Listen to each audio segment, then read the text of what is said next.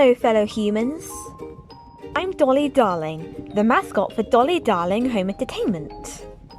I'm also the author and creator of Dark Deception, A Joyful Night Out. Before I recap and review what happened, I feel like I should give you my headcanon lore so it makes more sense. In the realm of someone's computer, there's a planet called Steam. Inside Steam are genres resembling continents. One of them is Horrortopia, home to many horror games, including Dark Deception. The realm is inspired by Wreck-It Ralph and Emma. Now that we know the lore, let's talk about the story. Dark Deception, A Joyful Night Out is a musical fanfiction about the secrets behind celebrity life and was inspired by a night out I had. If you want to watch the movie series yourself, there's a playlist containing all parts. If you want me to simplify it instead, keep watching. Trigger warnings include disordered eating, harassment, flashing lights, eye strain, loud noise and murder. With that said, here's a recap and review of Dark Deception, A Joyful Night Out.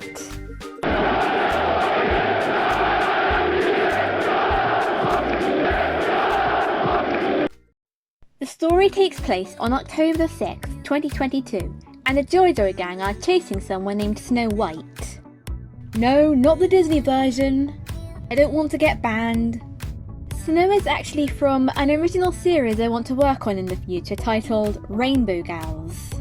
It's meant to be inspired by the Puffles from Club Penguin. Anyway, the JoJo gang are chasing Snow and... It's been a while since I last ran. Ouch! That hurt my ears. The voice acting is loud because I used to record my voice lines on a voice changer app. I ended up having to delete it due to a mysterious virus. Thankfully, Blow and CapCut, two apps I use to make these chapters, have a feature where you can record your voice. In order to change my voice, I use a different voice changer app.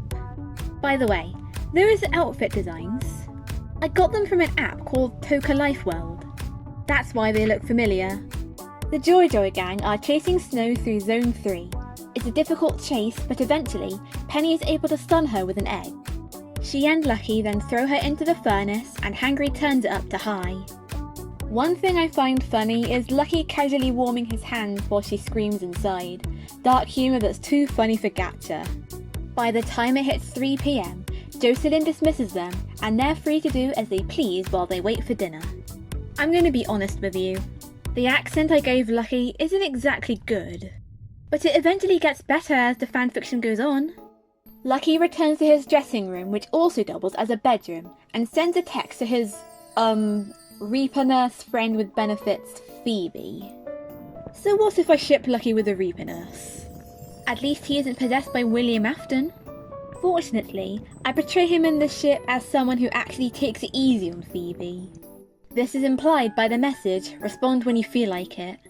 While waiting for a response, Lucky decides to watch Gab play Suganohi, a Japanese horror game series created by I'm Cyan.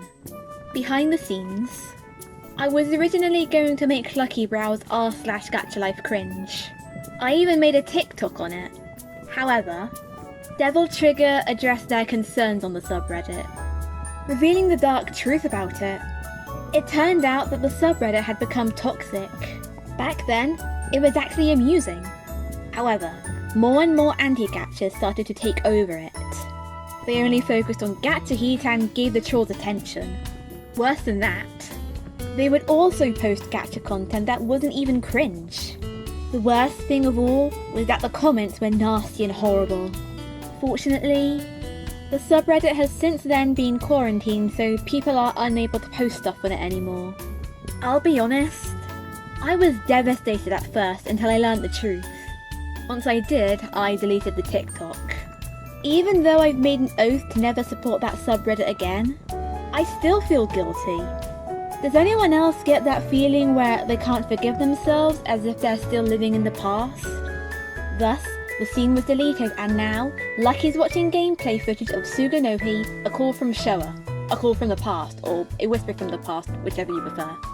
Later on, he receives a message from Phoebe, so they start chatting to each other in order to pass the time. Now we finally know the plot of this story. It turns out that there's going to be a small concert at the pub in the realm of Mr. Hop's Playhouse, the first game. I hope I got the timeline right. First, Bendy Beats, consisting of Bendy, Boris and Alice. Next, the Jojo Gang themselves, and lastly, the glam rock Fazbear band from Security Breach. Each band will perform 3 fan songs from their own respected game. Despite looking forward to the show, Phoebe still feels afraid of going out into Horrortopia due to her fear of men, so Lucky lists down the male characters he thinks she'll get along with. This makes her feel slightly better. Meanwhile, in her own dressing bedroom, Penny is watching TikTok videos when she suddenly gets a text from Glamrock Chica. I can actually imagine them getting along together. All the way in the Pizzaplex, Chica is having her dinner with her band. This gets them into the conversation on food, and of course, how the pub concert will play out. Chica even checks with Freddy too, and how is he able to drink that pink lemonade fizzy faz? Anyway, the guitarist also suggests that she asked Kangry if he could provide her a recipe on his ribs. Speaking of ribs, Penny can smell the trimmings, so she heads into the break room kitchen to find Hangry draining the vegetables he just boiled. With them done, he just needs to send the ribs up from the Zone 3 furnace to the Zone 2 oven. Once he comes back, we get an anime-inspired sequence where he catches Penny almost about to touch the handle. This horrifies him, so he ushers her to the table while he deals with the ribs. Now that they're together, Penny asks Hangry if he could send her a copy of his rib recipe. He even decides to include his barbecue sauce special. It's ironic how they're going to the same place, at the same time, for the same occasion. After laying the table, Hangry calls Lucky to join them for dinner, so Lucky says his goodbyes to Phoebe. Seriously, that texting scene took me so long to edit. Also, I hope the borders don't distract you. I cropped them before I knew how to zoom in at the time. Anyway, after only using soap to sanitize his hands from the blood he spilled on that day because he's a robot, Lucky joins his friends for dinner. There, they continue to talk about their plan tonight. After Penny lists down iconic FNAF songs, she gets to the musical series by El Hugany, causing Lucky to make this comment. And so you're also addicted to guards. If you know, you know. We fast forward to later on in the evening when it's gotten dark. Lucky's outside, jogging around Zone 1. Why didn't I give those lampposts some light? Next, we cut to the gang practicing their dances in their own dance studio, much to the agony of Hangry. Now that they feel ready enough to know what they'll do, it's time for them to freshen up, such as recharging, adjusting their limbs, changing their oil, and taking an oil shower. Intruder, security alert, crimsonized naughty lights, come along and win your prize. Yeah, that's the last time I sing for a while. Fast forward, and Lucky's waiting by the lift, adjusting his bow tie. At least it looks like it. Hangry then comes in, sorting out his rib recipe. As promised, he wants to give the sheet to Chica in person. Since Penny's taking a long time, Lucky storms to her door to check on her. She's almost finished, just needs to add her Build-A-Bear fragrance. By the way, what do you think of the new outfits I gave them? I thought I'd make their respected outfit based on their respected rap. I personally like Lucky's the most. Once she's finally done, the Joy gang make their way out of Joyland to find Malik's office. That way, they can let him know that they're on their way to their gig. Thankfully, Malik can come too, because Agatha's at Spooky's Jumpscare Mansion for a sleepover. That game doesn't deserve to be forgotten. Obviously, Malik must wait a while so he can get the other monsters ready. With that, the Joy gang leave for the limo terminal, where a cab monkey is waiting to pick them up. Once they're all in the limo, their monkey starts driving through hell, pixelated hell, until they reach a car lift. The car lift takes them up into Horrortopia, the genre continent they live in. Since it's Horrortopia, I gave it a spooky aesthetic. They continue driving until they reach Mr. Hop's Playhouse. That's when Penny mentions Helga. Lucky, however, explains that this Helga person is taking a break from the spotlight due to a controversy on stage. From what he remembers, She was almost cancelled because she rejected My Hero Academia due to half of the fanbase. This moment is actually based on a video I made years ago. I used to have a Gacha mini-series called Helga's Fashion Show. It starred a black lead character named Helga who had a musician partner named Byron. Their designs were inspired by Toka. Again. Helga would introduce 6 characters from any media and it would just work like a catwalk really. In my second but last video, Helga said her usual "let me know which media you want to see next" line, but then went back on her word and rejected My Hero Academia just because of the fanbase. That was hypocritical because that episode was Dark Deception themed. A game with an impatient and ungrateful fanbase. It took me too long to realise what I had written, and once I did, I felt uncontrollable guilt and fear that the fandom would come and get me. It actually happened to another YouTuber, and I still haven't gotten over it. Thus, in order to make up for what I did, I wrote an update on the situation in the script. So in this story, she's reflecting on her mistakes. Please don't come after me. There's this funny scene where they're trying to find a parking spot, which is realistic. There's even a fake out, which also doubles as an unpredictable joke. Eventually, they have to make do with paid parking near a harbour moat. This means they'll have to leave the concert by 10 PM. The cab monkey leaves the limo to pay for the parking, leaving the Jojo gang to talk to each other. Hangry confesses that he doesn't feel hungry due to his stage fright. It turns out that he's afraid if he won't be able to catch up with them while dancing. Lucky then surprisingly assures him that even if he can't dance, he can still sing, and that his voice is more important. It's out of character, but I assume Lucky would pacify his henchmen in order for them to keep working for him. Eventually, the cab monkey comes back and takes them through the street until they get to the pub, the Ship's Wheel. Notice Esther Winchester attempting to rob Rumour Honeybottoms in the background. I would have put them both in the credits, but they weren't that noticeable, so I decided not to. Once the 4 robots enter the cozy pub, the gang decide to order non-alcoholic drinks while they wait for 8 PM to arrive. That's when the show starts. Remember kids, don't drink alcohol if you have something important to do tomorrow. Lucky chooses not to drink alcohol on that night because he has to help Phoebe run errands around the hospital tomorrow. Clever bunny. After they find a spare table, Penny ducks into the women's loo to freshen up while the boys continue to take in their surroundings. They get into a conversation on people in the fandom they want to thank, such as Smack and Pie and Super Horrible for helping them through development. Hangry then continues to vent about his stage fright and insecurities. Lucky decides to give him advice, such as telling him how he's able to stay confident. He embraces it because he knows he'll succeed. Then he suggests focusing on his strengths, causing Hangry to remember that he's still strong and has a talent for cooking. Once Penny joins them again, she suggests that he reminds himself that he's great because that's what she always does. Due to Hangry being insecure of his stamina, Lucky suggests that he focuses on his voice. They have a lot of time to adjust to their surroundings since they'll be the second band up. While Penny attempts to search up what made them famous in the fandom, the glam rock Fazbear band arrive, and... Hey look, the Joy Joy gang made it, you guys. Ouch, not again! Too loud! By the way, I know they're not wearing their canon outfits, but I thought their canon outfits were too revealing for Gacha. My channel, my rules. Anyway, the gang greet the band and they decide to sit with each other to pass the time. That's when they talk about Chapter 5's development. It'll come guys, don't worry. Speaking of the fandom, Penny confesses that it isn't perfect. She admits that people have argued on the difficulty of the game, claimed themselves as the victims during a livestream involving a fleece blanket, and of course, impatience.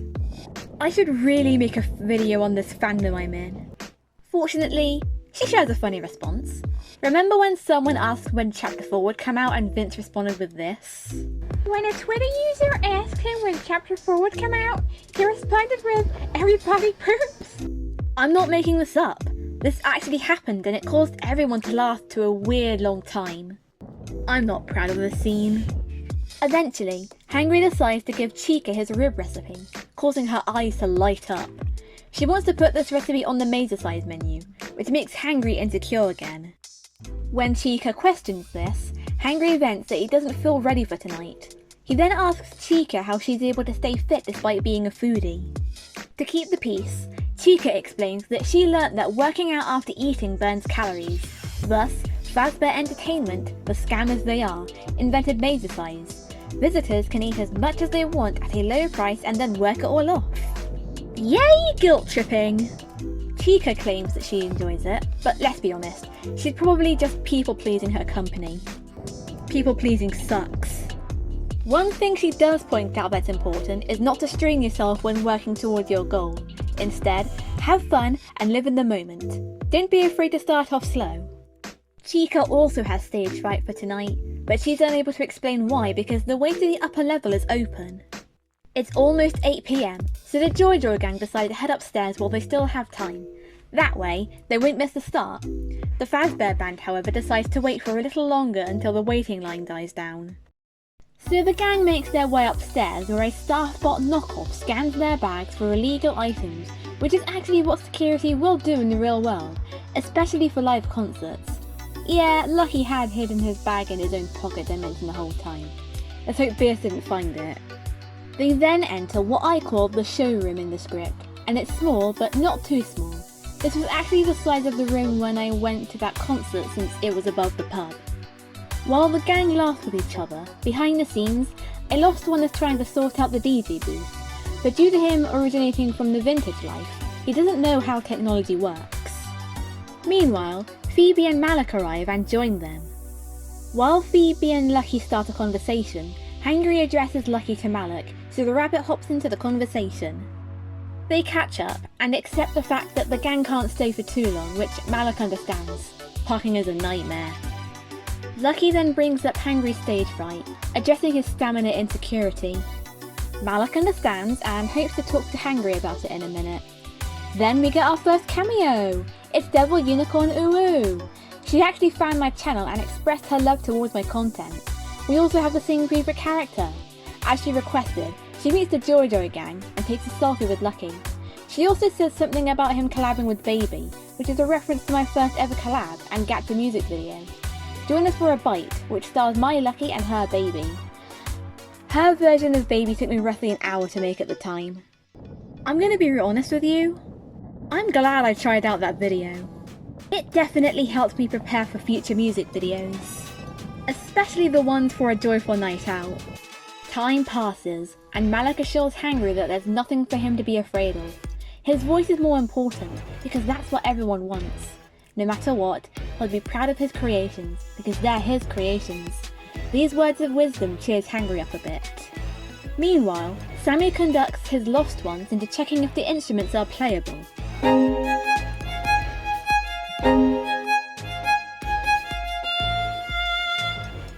Loudly, mind you.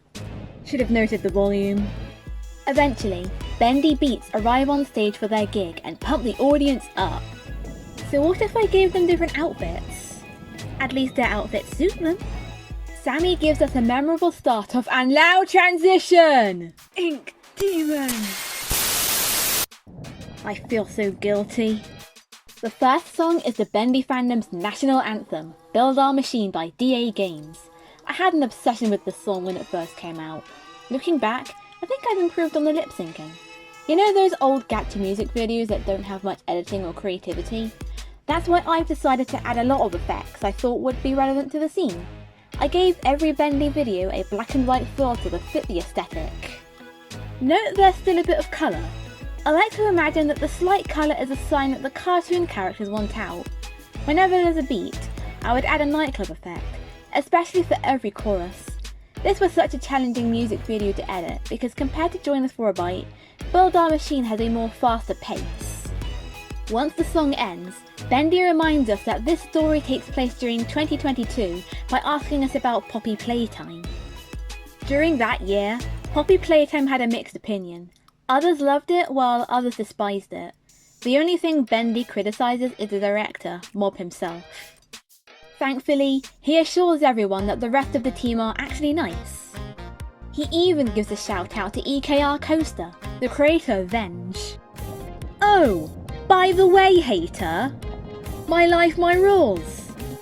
The team then move on to the next Bendy song, Another Chapter. It's an underrated song dedicated to the Chapter 3 hype back then. In this music video, I made up a story.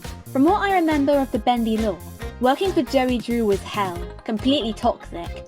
The studio was an unhealthy working environment, so I decided to incorporate it in my music video. Bendy's unaware that his pal Boris is in danger until it's too late. I know this is a bad time, but I'm actually proud of the joke where PP Chapter 2 hits Mummy Longlegs, causing her to fall, which makes Lucky laugh. You're a fly caught in my web. I know every word I said. Anyway, when the song is about to end, Bendy chokes on his own tears while he falls down this downward spiral of pain which he can't escape from. Despite his working conditions, he still hides the tears as he continues to keep acting, no matter his shattered sanity, because the show must go on. No one else points this out except for Lucky. I kinda liked it when he went insane. After another ramble, Bendy gives the lead mic to Alice because the last song is dedicated to her. It's also my personal favourite Bendy song, Angel of the Stage. Despite having fun, I'll admit, I got a bit carried away. Perhaps I could have given Alice a slightly longer dress, though vintage cartoons back then weren't afraid to get risky. Just take a look at most of the female bosses of Cuphead. As for the ship between her and Bendy, it's about time I clear the vent and confess. Back when I used to binge watch Bendy comic dubs, I was brainwashed by the fandom into shipping Bendy and Alice. I shipped them for a while until later on in life when I wondered if they had a host body. Thus, I decided to change the ship a bit. Bendy and Alice are a couple, but only on silver screens. They're only together for appearances, but once the camera stops rolling, they're just actors who only see each other as friends.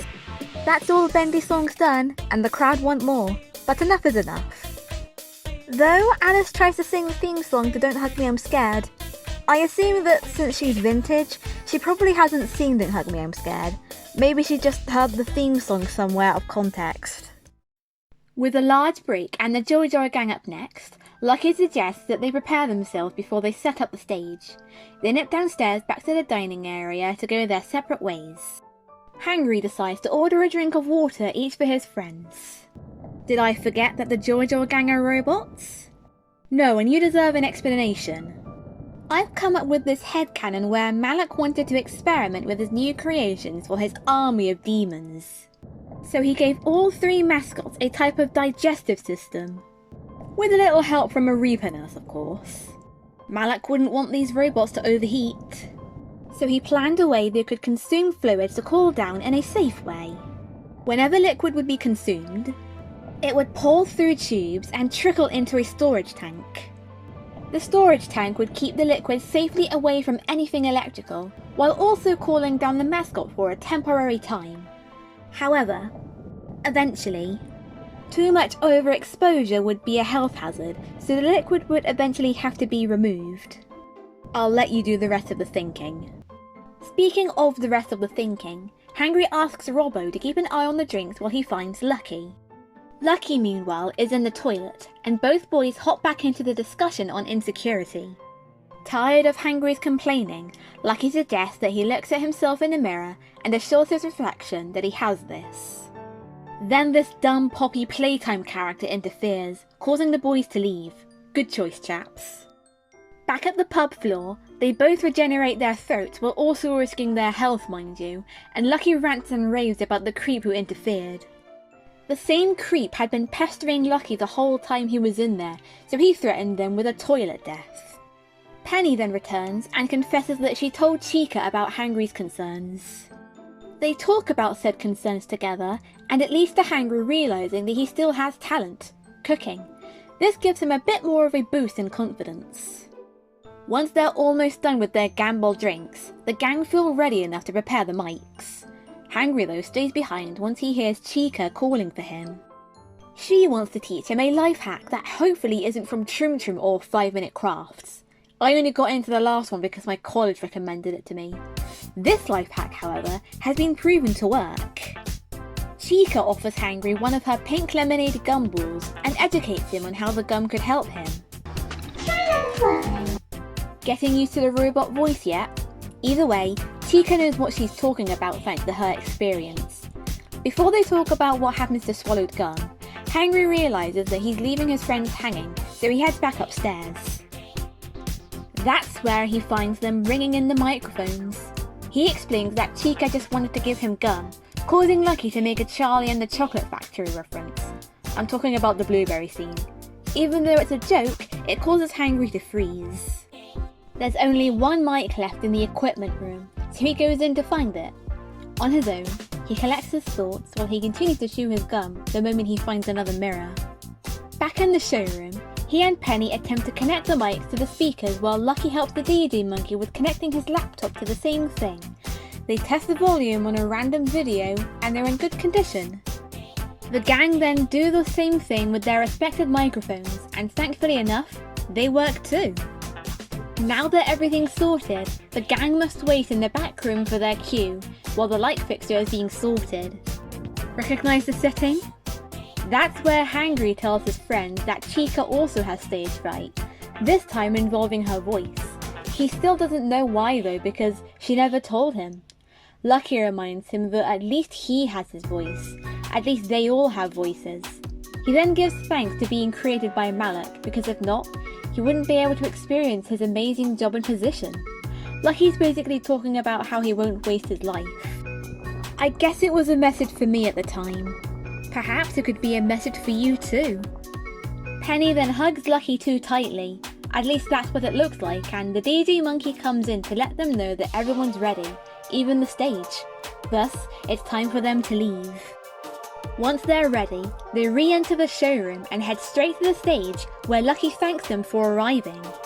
Before he can start though, he wants to ask them a question.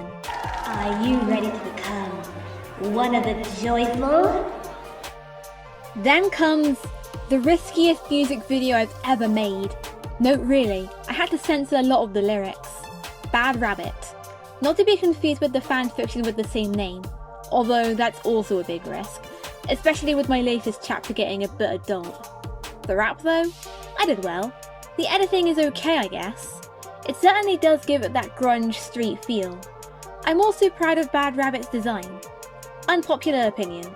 I actually find Bad Rabbit Lucky more disturbing than regular Lucky. Bad Rabbit just gives off that EXE feel. I don't hate Lucky though. He's still my favourite character. Yeah, don't forget it. I'ma just come on my name. Joy, little boy, my game. YouTube, I'ma get the views, but it change so rain. By the way, I'm allowed to use that meme because I'm autistic. Once the song ends, we notice Phoebe talking to Bendy, pointing out that his bow tie has colour. Perhaps he's been in the present day century for so long that he's beginning to have colour. At least Phoebe's starting to become comfortable now. Lucky talks about Five Nights at Freddy's helping his game become popular, which should be taken with a grain of salt, even though I strongly believe this is true. His words are debatable though. Am I right, Sparky? How did he laugh with an echo without his mic? I don't know, error I guess. But at least Steelwolf Studios put a lot of effort into the atmosphere and characters. Take that with a grain of salt too. Very. Because if you look into the lore, you'll understand why that's 100% illegal. He means it. Lucky then talks about Bendy. Shut up, Theft King. Next, he talks about creepy movies for kids. Even one of my favourites and the inspiration for my channel mascot. He theorises that mascot horror could be a way of getting kids into horror, just like with those movies. Let's just hope those horror games actually have talent for making things scary. I trust you, Indigo Park. Lucky even admits that mascot horror is becoming too kid-friendly, even roasting Poppy Playtime right in front of Huggy Wuggy, mind you, because again, 2022. Blaming the marketing choice for throwing a wrench into the internet rabbit hole. He's especially aware of the behind-the-scenes controversy, and even sends a message to the animators slaving away, not afraid to expose. He even sends a heartfelt message to one of the child actors. How brave of him to say all that live on stage. Already bored with his own speech, Lucky passes the spotlight to Hangry for once, and now, Hangry must face his fear. The notorious P.I.G. was also a song I had to censor. I even had to look up the meanings of some of the words I wasn't familiar with. Like with Bad Rabbit, I nailed the street grunge aesthetic for the rap. There were even some jokes I'm actually proud of. Salt and a pepper, pulling all the levers. Before I continue, I must confess that I didn't like Hangry at the time. I used to think he was the usual pig that eats anything like any pig character you see in media. It wasn't until I found viewers who actually had Hangry as their favourite character. So I wanted them to feel included. I wanted to give Hangry some equal attention like the rest. Thus, I gave him his little but impactful storyline. This is where I should mention that the fanfiction is about to get dark, so viewer discretion is advised.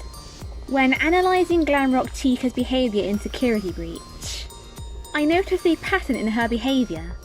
She's obsessed with food and has food littered in her dressing room.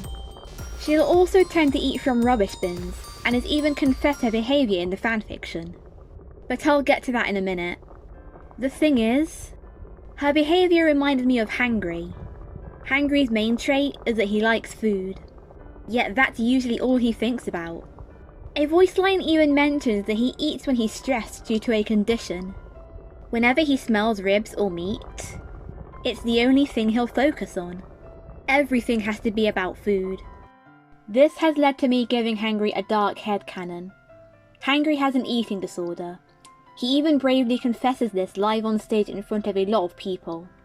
It turns out that his personality chip went a little haywire while he was being built, causing him to act this way. His disorder is compulsive eating, causing him to eat more than an average mortal. If he feels like he hasn't eaten enough, his temper will grow. How does he know if he's eaten enough though? Even though he's had enough, he still wants more, even if it means risking his own health. Hangry then bravely asks if anyone in the crowd has his same disorder, and is surprised to hear many answers, including his new friend Chica. If you listen closely, you'll hear Phoebe suggesting not to self-diagnose yourself. Consult a doctor if you have any questions. To help them, Hangry assures them that they're not alone. He's in the same situation and he feels the same struggle. It isn't their fault and neither is it his. It doesn't make anyone terrible. Disordered eating isn't a trait. It's a condition. Both disorders shouldn't be glorified or sugar-coated, but at the same time, anyone with these conditions, especially you watching, doesn't deserve to be ridiculed or shamed because of it. People with these conditions deserve help, love, care, and assurance to get on the right path again. You can work together to reach your goal. Everyone's touched by Hangry's speech and cheer him on. By the way, if you think such a discussion is too mature for Gacha, just remember that Lizzie McGuire tackled the same thing. Though it tackled anorexia, which is under-eating and also deserves to be talked about. Writing advice? Do your research on disordered eating so you don't spread misinformation the same way music did. While everyone continues to cheer Hangry on, Malak looks guilty. But why? We'll find out later. Now it's Penny's turn to sing, but before she can, even she has a wholesome message. She talks to people who've given up on life, people who lack joy and people who lack self-esteem. She tells them not to give up because they're worth it, especially to everyone around them. They're amazing no matter what. Penny then gives thanks to them for supporting her game, to which Lucky cheers. Chapter 5 hype! It'll be here soon, guys. Now the last song, Always Near. Lucky and Hangry's songs had an R&B feel to them, while Penny's song has more of a cute vibe. Thus, I decided to add hearts and sparkles, etc. I like how the Jojo gang represents real-life dangerous people. Lucky's the mafia leader, Hangry's the cannibal, and Penny's the yandere. I just hope you're okay with the reused screenshots. When the song ends, Penny notices a staff bot beckoning her to follow them into the back room. After giving thanks, naive Penny follows the staff bot. Then it's Lucky's turn to give thanks while everyone cheers them on. 2 bands down, 1 more to go. While Penny's still occupied, the boys must disconnect the microphones and place them back in the equipment room. Why do I keep calling it the equipment room? Lucky points out that Penny's still in the back room and it leaves him concerned. Once they're done with the microphones, Penny suddenly runs in, not as chipper as before. This indicates that she must have gone through something. While Lucky tells Hangry to help the DJ monkey with the speakers, he takes Penny into the storage room so they can talk privately. Once they're in, he begins to question her what the staff bot did to her. Through her tears, Penny explains that she was called off stage for a talking to. The robot only wanted her because she's the most passionate of the group. When Lucky asks her why the robot couldn't just call them all off, Penny explains that they're too afraid of Lucky, knowing how smart he is. Lucky questions what information would make him become violent, and Penny confesses that the conversation was about what was said on stage. After Lucky guesses a couple of times, it's finally revealed that it was because of him exposing the truth of mob entertainment. This understandably angers him, because it wasn't Penny's fault. She had nothing to do with the situation, yet the staff bot chose her anyway, because they thought she was weak. Penny was bullied by a hater. Lucky's about to storm out of the room when Penny stops him. She wants him to stay so he can keep her safe. While she cries on his shoulder, even Lucky admits that the hate she received was stupid and that she deserved better. He also tells her not to deal with them anymore, because time is a delicate matter. After a while, Penny feels slightly better after crying and fixes her makeup. She still vents though, this time about feeling weak from the situation. Lucky assures her that she isn't weak, because why else is she in his gang? She doesn't need to feel ashamed because it wasn't her fault. If the staff bot wanted to vent, they should have confronted Lucky, yet they chose Penny instead because they were afraid of Lucky. This is something real-world bullies do. They'll usually pick on the lower class because the higher class scares them. At the end of the day though, they're the weak ones because they're cowards. Bullies also attack random media because they're just jealous. The dislike button is their punching bag. If they don't like what we do yet they still watch us, they're technically a fan.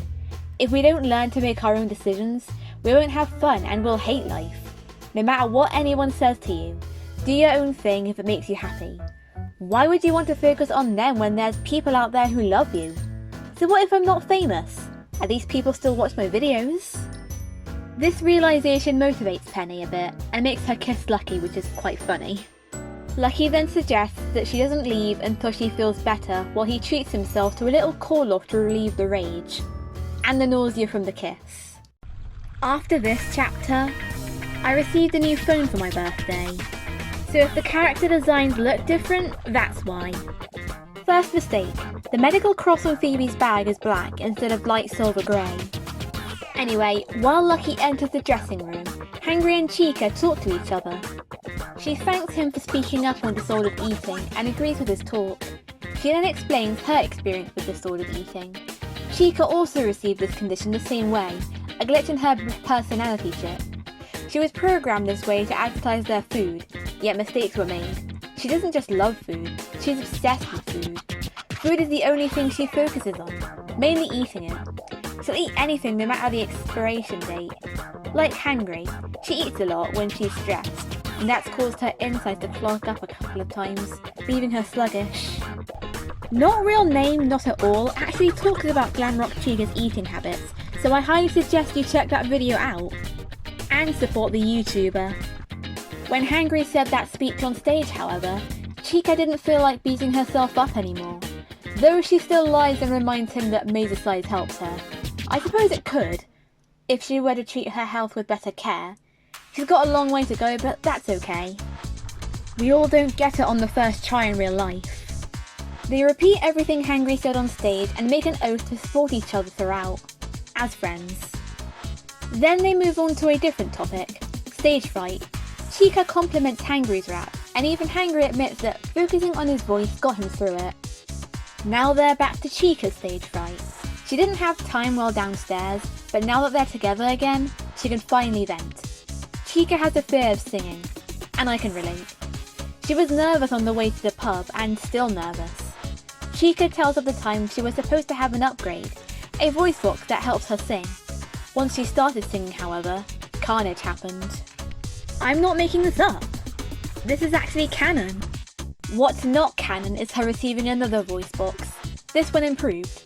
Despite it not causing any damage, she's still paranoid. And I can relate. Hangry gives her words of wisdom, teaching her the same lesson she taught him. Even if she can't sing, she still has another talent, playing the guitar, a hobby she enjoys and is proud of. Hangry tells her to focus on that instead. Character development! They talk for a little more, and Hangry tells her that they can't stay for long due to paid parking. Chica understands. Error 2. Penny's sleeves have a hot pink stripe when they're supposed to be milk pink only. Anyway, she enters, and both bots show concern. It's when she repeats what we've learned, and that sets off some red flags. Roxanne then elbows into the conversation to tell them her experience with the Staffbot. It turns out that they spied on her through her salon window. Chica confesses that she was also spied on through her dressing room display window. See, celebs have it rough too. Stans exist. Both girls conclude that something must be done about the Staffbot, so they leave to find Freddy. Besides, they must prepare for their time on stage. Like Lucky, Hangry's angry for what he learned and wants to avenge Penny for what she had to go through. They discuss the whereabouts of Lucky when suddenly there's a flashing light from the dressing room. Before they investigate, Hangry tells Penny that she did the right thing by telling someone. Sure, it comes with a grammar error. Just because you're the only girl in the gang doesn't make you fragile. But it's still an important lesson. With that out of the way, they both investigate the source of the spark. Lucky emerges from the dressing room, covered in soot. Error 3. Lucky's hoodie is too bright. He invites his friends in so they can beat up the Staffbot, because in my eyes, the Staffbot deserved its comeuppance. It couldn't get away with it. Once they're done, there's nothing left but its head. With only little time remaining, Lucky gives the head an important life lesson. If you pick on someone a lower ranking, you're afraid of yourself. After hiding the remains in the ceiling, Penny cleans them up because they're all covered in soot. She's still concerned about feeling weak after what Lucky said to the haterbot. Lucky just assures her that she's just being naive and reminds her that there's a reason why she's in his gang. Once they're all cleaned up, they head outside the pub for a break. Lucky even takes a metaphor for a cigarette break. Oh, adult jokes in Gacha. I wish they were used properly.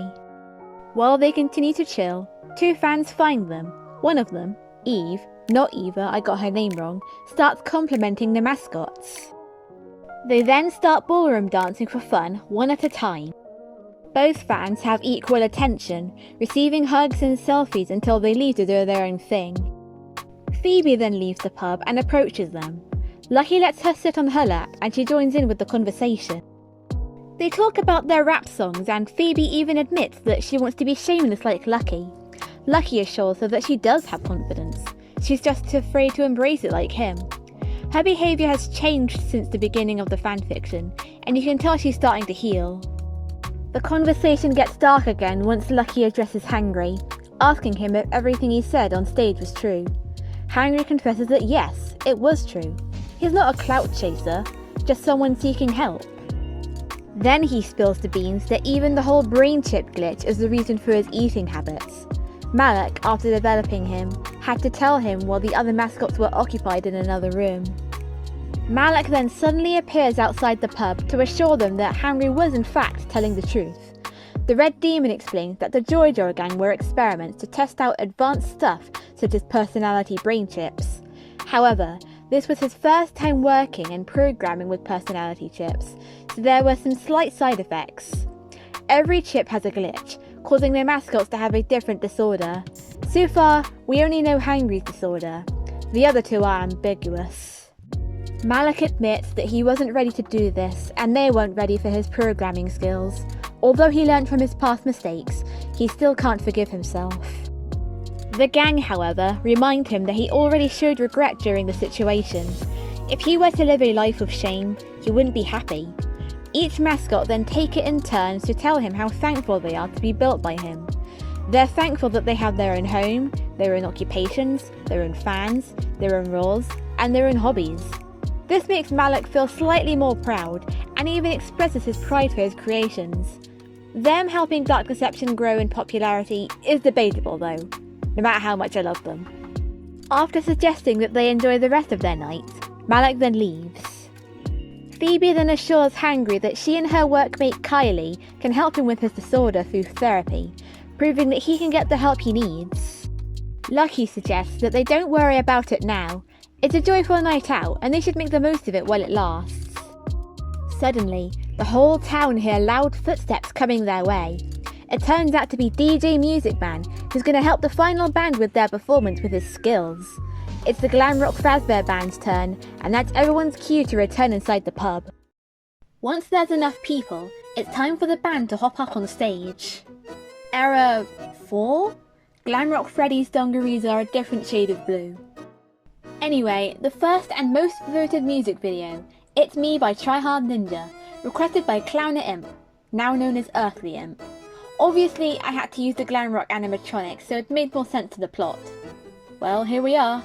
The only one who must face their fear is Glamrock Chica and her vocal box.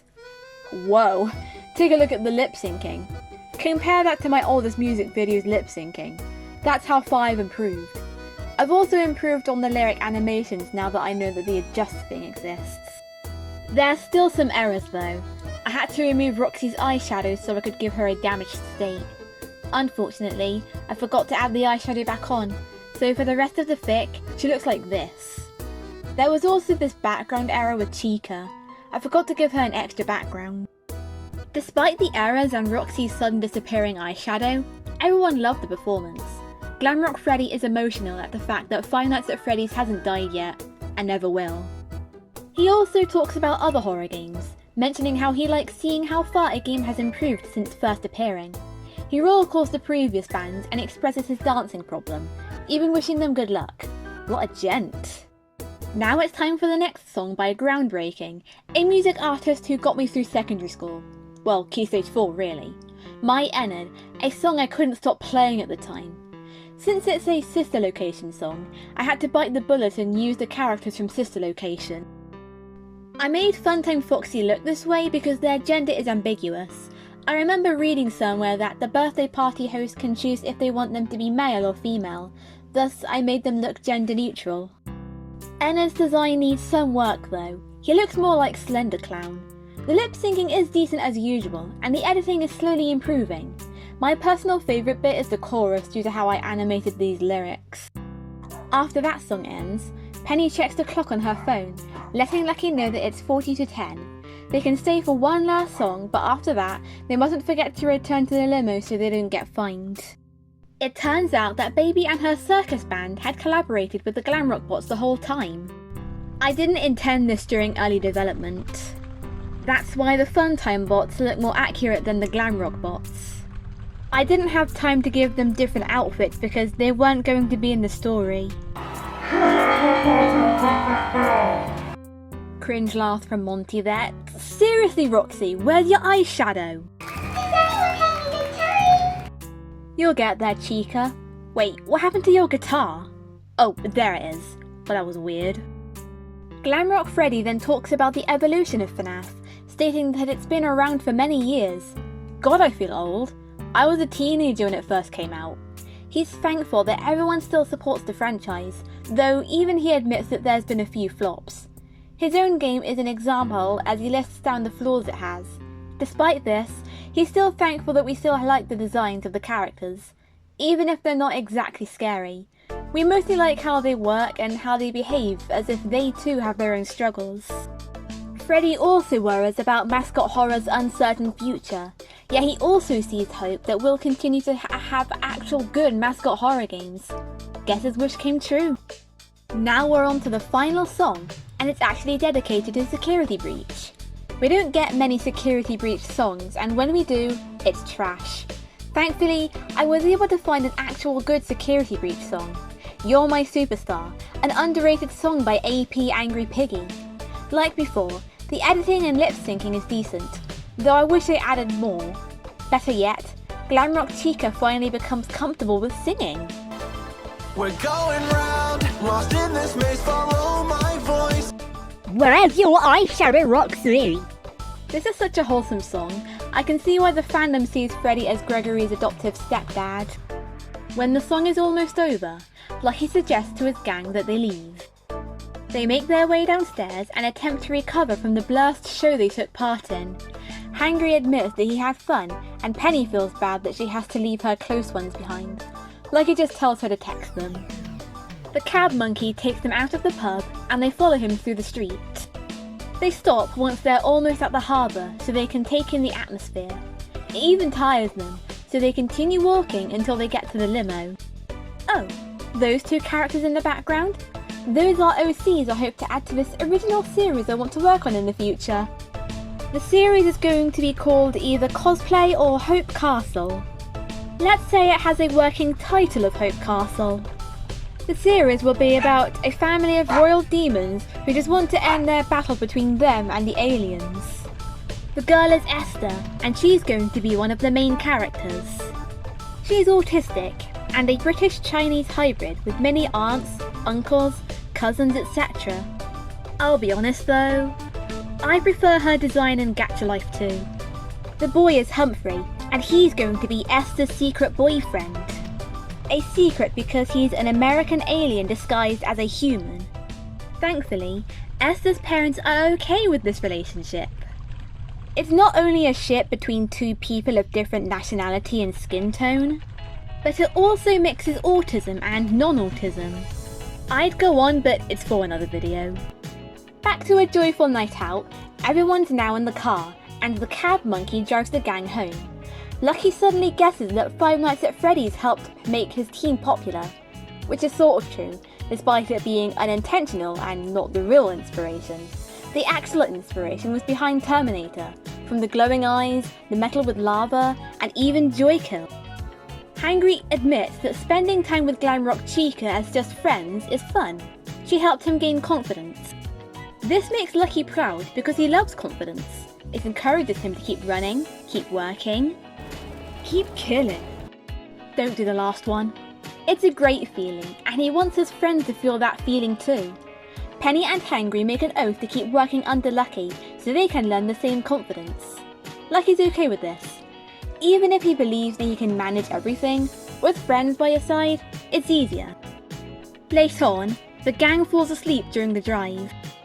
I just realised that the cab monkey has a different steering wheel. Does the car have interchangeable steering wheels? Anyway, the monkey continues to drive through Horrortopia until it reaches an abandoned schoolhouse. There's a portal inside, so they drive in and it takes them into the car lift. The car lift takes them back down to hell and they eventually return to the terminal. Now awake, the gang exits the cab while Lucky pays the fee. They eventually make it back to Joy Joy Land, where everything is quiet and lifeless. With the main gate closed for the night, they must find another passageway into Zone 2. Thus, they enter Zone 1 for a secret passageway.